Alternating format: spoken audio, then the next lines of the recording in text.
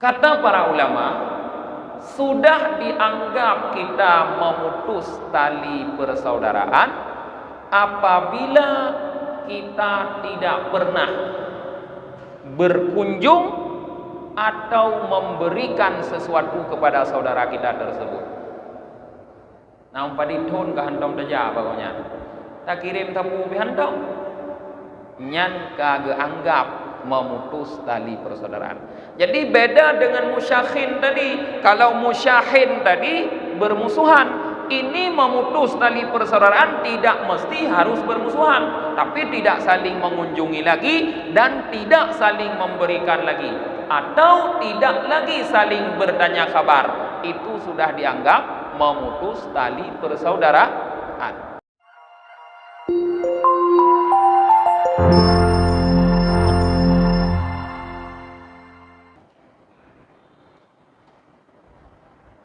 Assalamualaikum warahmatullahi wabarakatuh.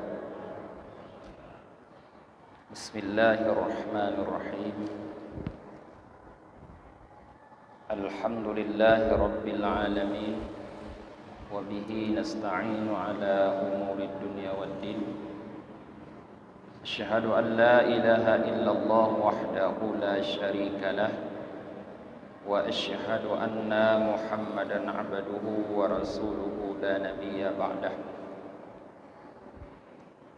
Allahumma salli wa sallim wa barik ala Muhammad wa ala alihi wa sahbihi ajma'in, amma ba'd.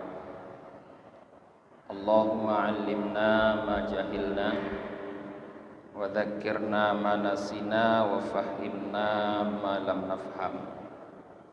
Subhanaka la ilma lana illa ma 'allamtana innaka antal alimul hakim.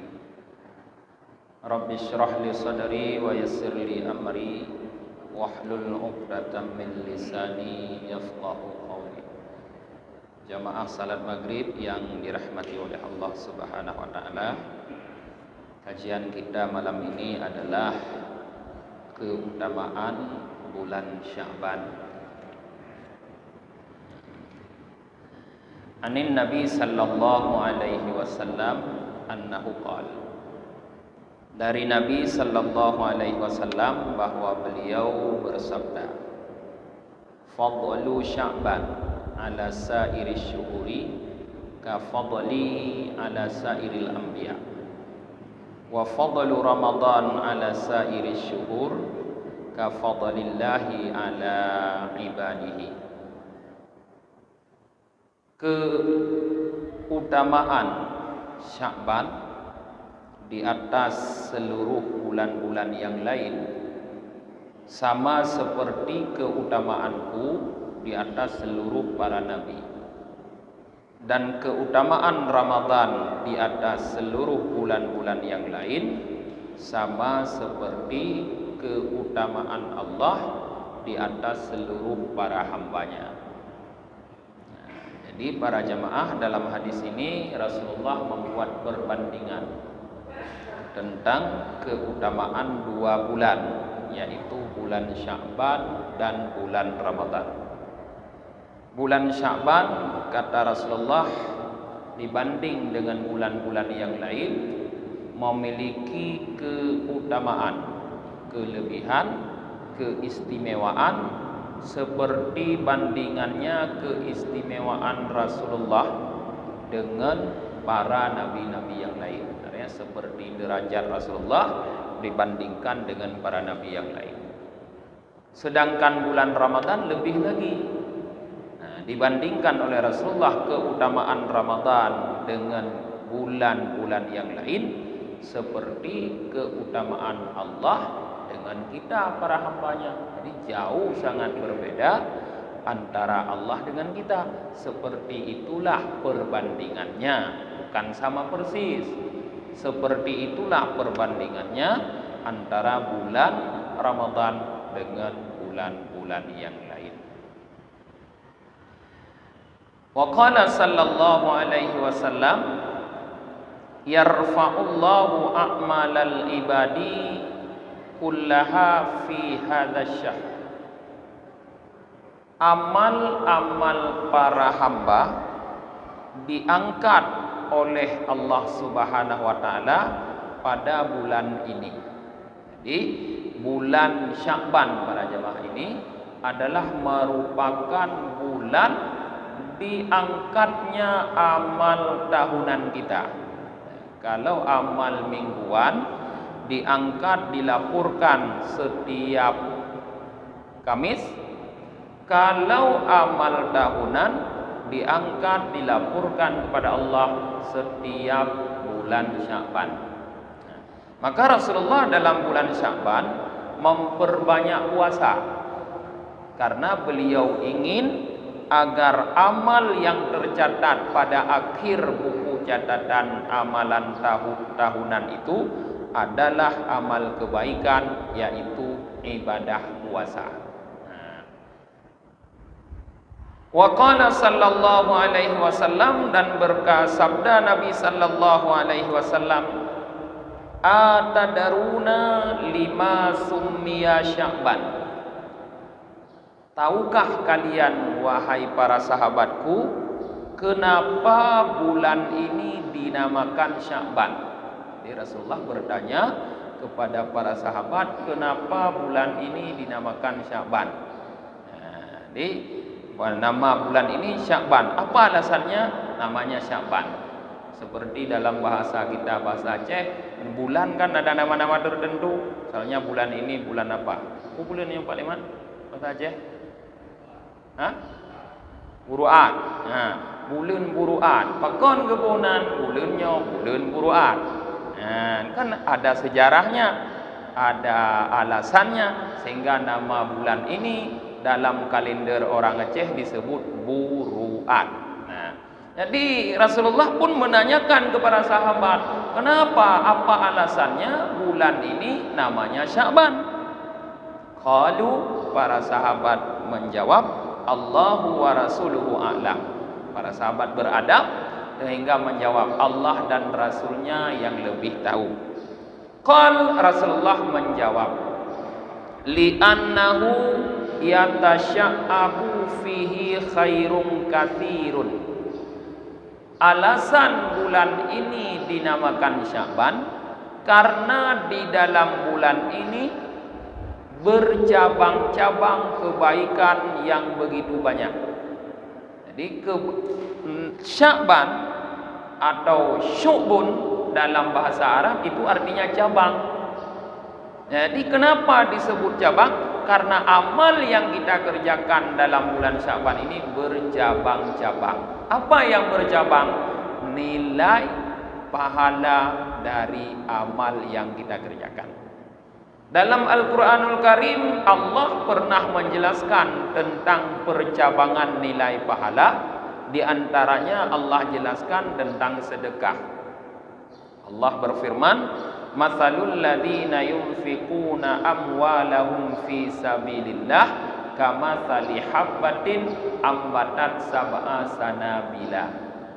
Perumpamaan orang-orang yang menginfakkan hartanya di jalan Allah seperti satu biji, biji kayu yang menumbuhkan 7 cabang.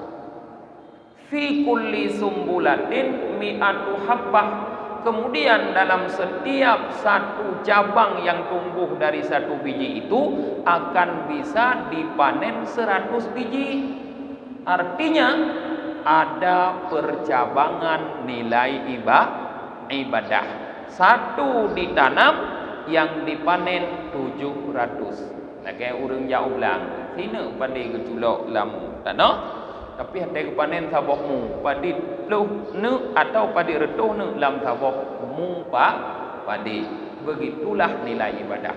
Bulan Sya'ban adalah bulan di mana dalamnya kebaikan-kebaikan itu bercabang-cabang.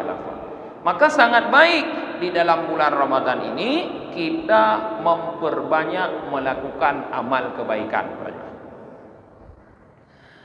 Kemudian an Abi Hurairah radhiyallahu taala anhu annahu qala, dari Abi Hurairah semoga Allah ridha kepada beliau, bahwa sesungguhnya beliau Abi Hurairah berkata, Qala Nabi sallallahu alaihi wasallam, bersabda Nabi sallallahu alaihi wasallam, atani Jibrilu lailatan nisfi min Sya'ban. Pada malam pertengahan dari bulan Sya'ban, yaitu malam ke-15, kata Nabi, Jibril mendatangi saya. Wa qala, dan Jibril berkata, ya Muhammad, hadhihi lailatun tuftahu fiha abwabus samai wa abwabur rahmah. Malam ini dibuka di dalamnya pintu-pintu langit dan pintu-pintu rahmah. Faqum, maka bangunlah hai Muhammad, wasalli, dan salatlah, warfa ra'saka wa yadaika ila sama, dan angkatlah kepalamu dan kedua tanganmu ke langit.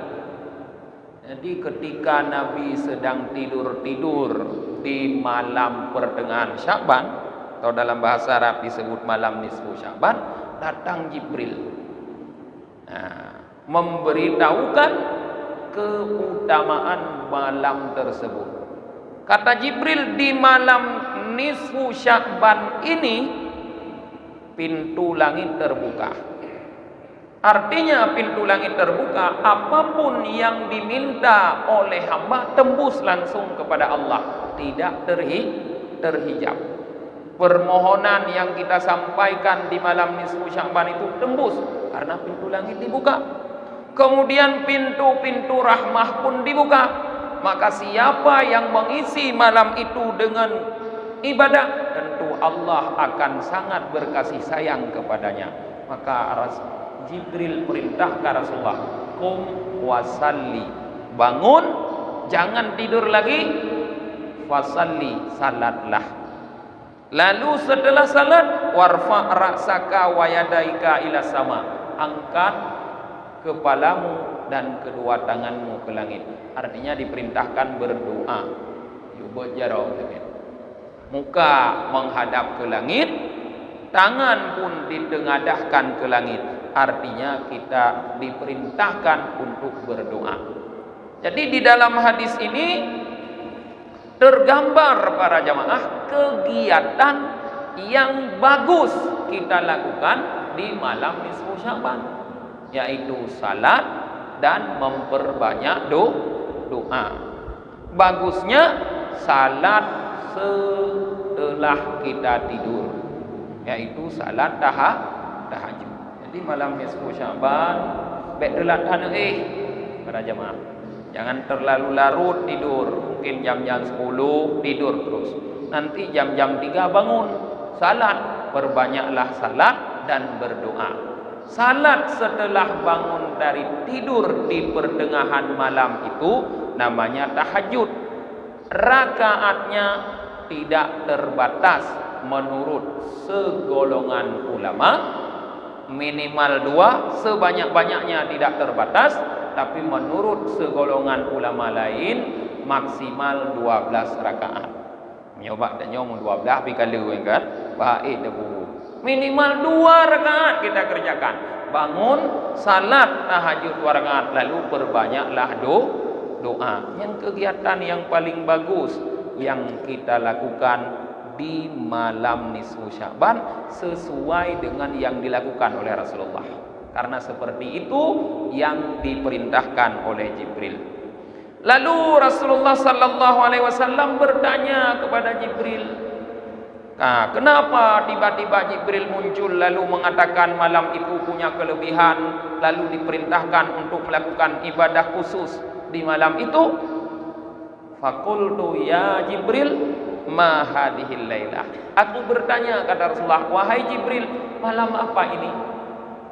Bukan Rasulullah tidak tahu tanggal, tapi malam apa ini, kata Rasulullah. Artinya apa keutamaan yang ada di malam ini? Faqala, Jibril menjawab, hadhihi lailatun yuftahu fiha 300 babin minar rahmah fayaghfirullahu ta'ala li jami'i man la yusyriku billahi syai'a.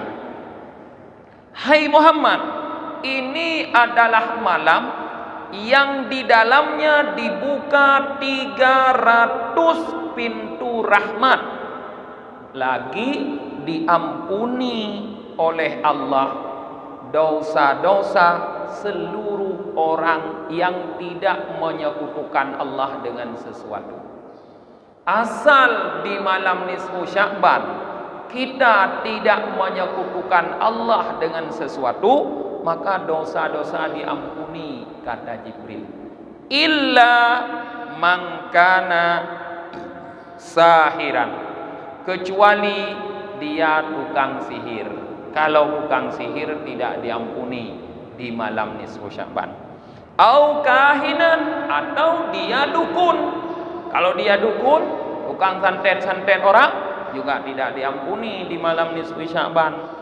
Au musyahinan, atau dia orang yang suka bermusuhan.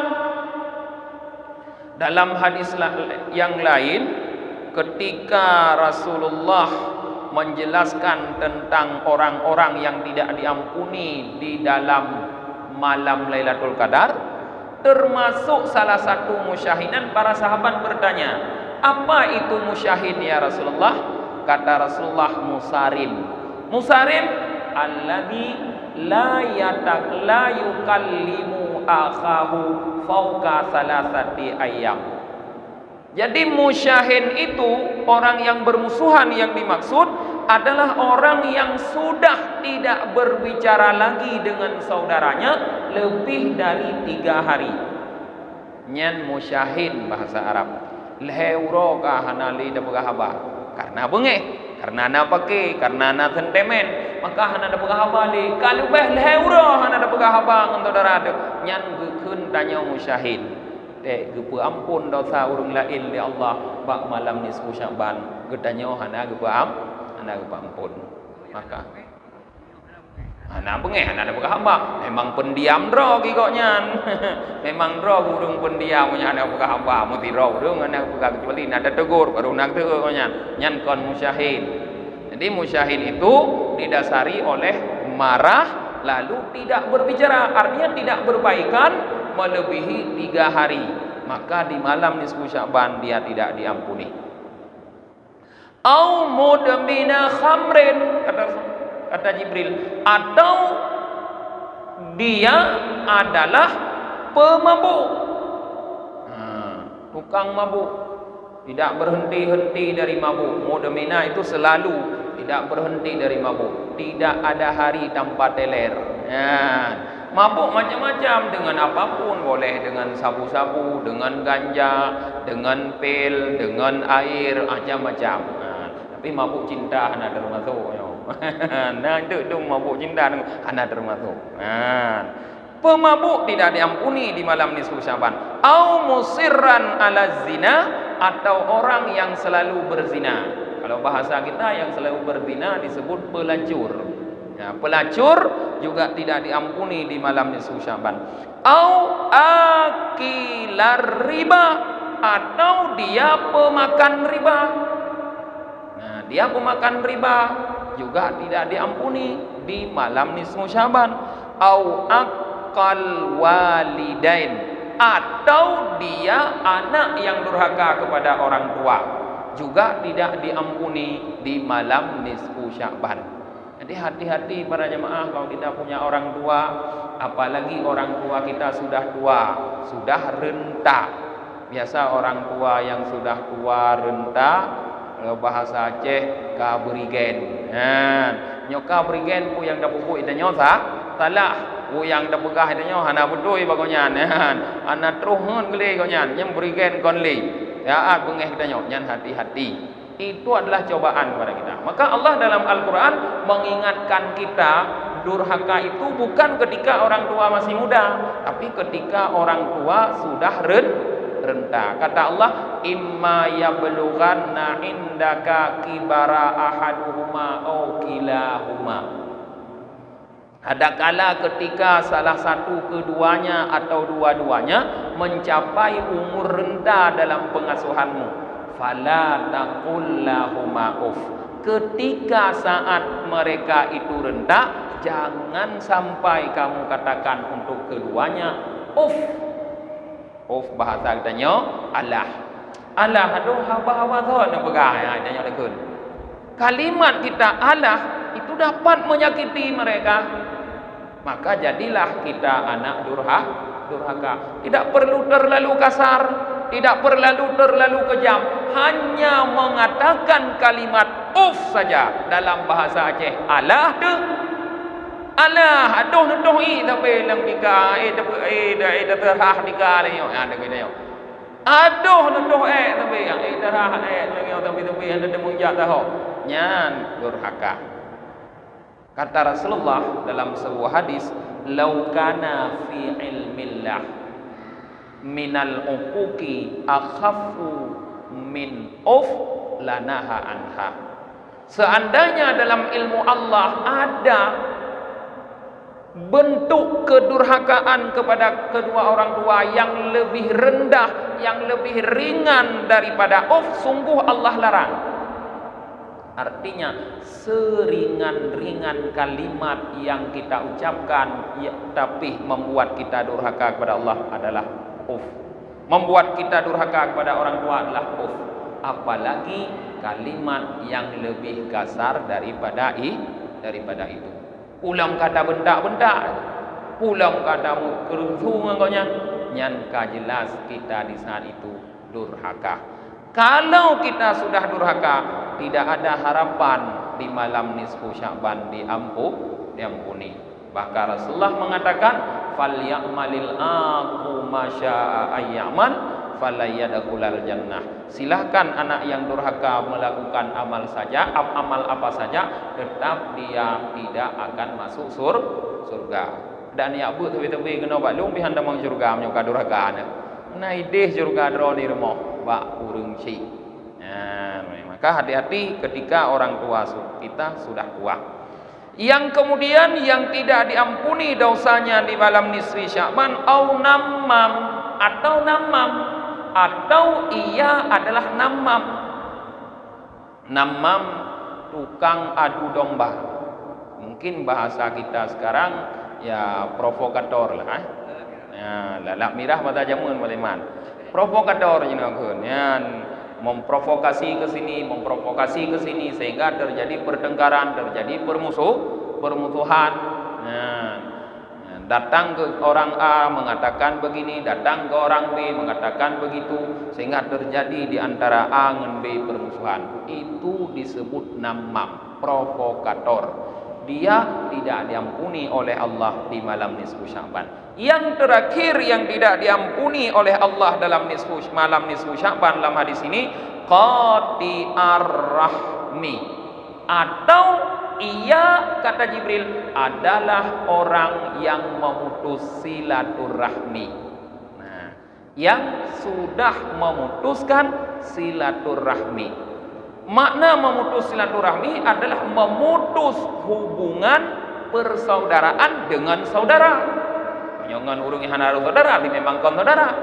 Dengan saudara, dengan adik kakak, dengan paman dan keponakan, cucu dengan kakek, juga anak dengan orang tua, sepupu dengan sepupu. Memutuskan tali persaudaraan.